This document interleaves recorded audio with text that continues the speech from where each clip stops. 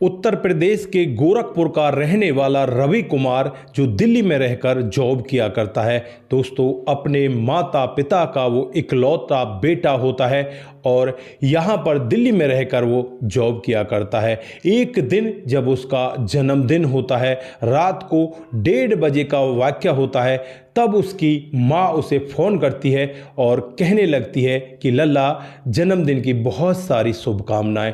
दोस्तों, बेटा एकदम से अपनी माँ पर भड़क जाता है और कहने लगता है कि माँ तुझे टाइम दिख रहा है, कितना टाइम हो रहा है और तू इस टाइम मुझे फ़ोन कर रही है, तू पागल तो नहीं हो गई। दोस्तों, यहाँ पर बेटा झल्ला कर उस फ़ोन को काट देता है और माँ वहीं पर बैठकर रोने लग जाती है। तभी उसका पति जो होता है उसे संभालता है और संभालते हुए कहता है कि इसमें रोने की कोई ज़रूरत नहीं है, तेरी ही गलती है, तू रात को 1:30 बजे अपने बेटे को क्यों फ़ोन कर रही है।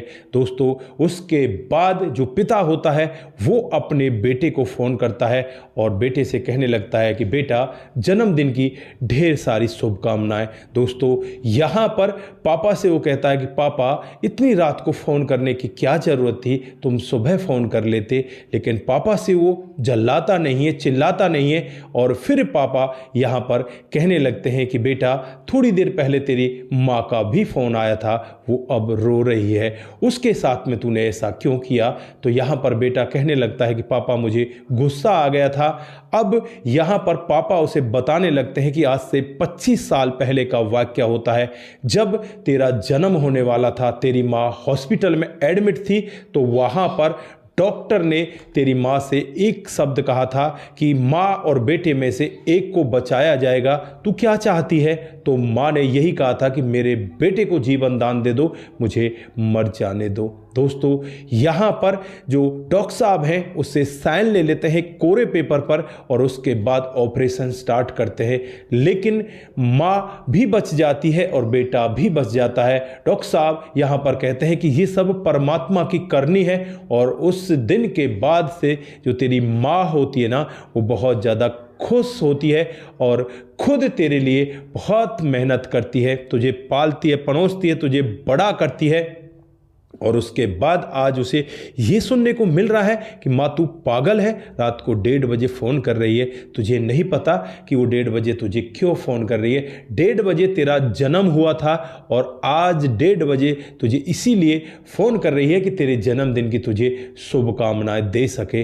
दोस्तों, बेटा भी अब यहाँ पर टूट जाता है और अपनी आंखें भर लाता है, कहने लगता है कि पापा मुझसे बहुत बड़ी गलती हो गई, अब मैं क्या ही करूं। दोस्तों, अब वो ज़्यादा कुछ बात ना करते हुए पूरी रात भर सो नहीं पाता और जैसे ही अगली सुबह होती है वो पहली गाड़ी पकड़कर सीधे अपने गांव, अपने घर पहुंच जाता है। घर पहुंचने के बाद जैसे ही वो अपनी माँ को देखता है तो माँ को देखकर माफ़ी मांगने लगता है कि माँ मुझसे बहुत बड़ी गलती हुई है। माँ यहाँ पर कहने लगती है कि लल्ला तू आजा, हार थक गया है, तू बैठ, मैं तेरे लिए खाना बना देती हूँ और गलती सलती तू भूल जा बेटा, तू मेरा बेटा है, मेरा लाल है, तुझसे गलती क्या हो गई, कोई बात नहीं, तूने कोई 2 शब्द दी तो मुझसे कहे, मैंने वो सहन कर लिए और उस गुस्से को मैंने तभी थूक दिया बेटा, अब मुझे कोई भी किसी तरह का गुस्सा नहीं है, तू मेरे पास आ लल्ला, बैठ, मैं तेरे लिए खाना बना देती हूँ। दोस्तों, जो बेटा होता है ना वो अब माँ के पैरों में बैठ जाता है और माँ से कहने लगता है कि माँ मैं तुझे समझ ही नहीं पाया, तू मेरे लिए क्या है, तू मेरे लिए भगवान से भी बढ़कर है माँ, मैं एक बार के लिए अंधा हो गया था कि मैंने आपसे ऐसे शब्द कहे, माँ मुझे माफ़ कर दो ना। दोस्तों, यहाँ पर माँ अपने बेटे को गले लगा लेती है और कहती है कि बेटा तू हारा थका आया है, तू एक बार नहा लेना और उसके बाद मैं तेरे लिए तेरी पसंद का खाना बनाती हूँ। दोस्तों, अब यहाँ पर बेटा नहा धो लेता है, अपने पिता से मिलता है और माँ तब तक उसकी पसंद का खाना बना देती है। फिर माँ बेटे बैठकर एक एक निवाला ऐसे खाते हैं जैसे कि मानो माँ अपने छोटे बच्चे को निवाला खिला रही है। दोस्तों, माँ तो ममता का सागर होती है और माँ के लिए बेटा तो बहुत कुछ होता है। दोस्तों, यहाँ पर बेटे कई बार माँ को भूल जाते हैं, माँ के जो काम है उनको भूल जाते हैं। माँ ने तुम्हारे लिए क्या किया। माँ जब बच्चा होता है उसे खुद सूखे में सुलाती है, माँ खुद गीले में सो जाती है, और माँ कभी भी अपने बच्चे को दर्द नहीं होने देती। अगर दर्द होता है तो माँ भागकर अपना आंचल में उसे छुपा लेती है। तो दोस्तों, माँ तो ममता का सागर होती है। माँ को कभी भी रुष्ट नहीं करना चाहिए, माँ को हमेशा ही अपने सर आंखों पर रखना चाहिए।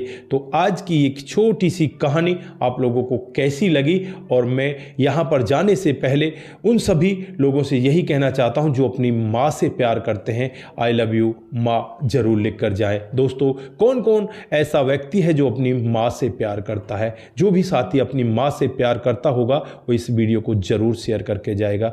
दोस्तों, आज के लिए बस इतना ही, फिर मिलते हैं किसी नए मोड के साथ। तब तक के लिए आप अपना ख्याल रखें, परिवार का ख्याल रखें, सतर्क रहें, सावधान रहें और अपनों का ख्याल जरूर रखें। रिश्तों की अहमियत को भी जरूर समझें और माता पिता के साथ बड़े आराम से रहें। नमस्कार, जय हिंद, जय भारत।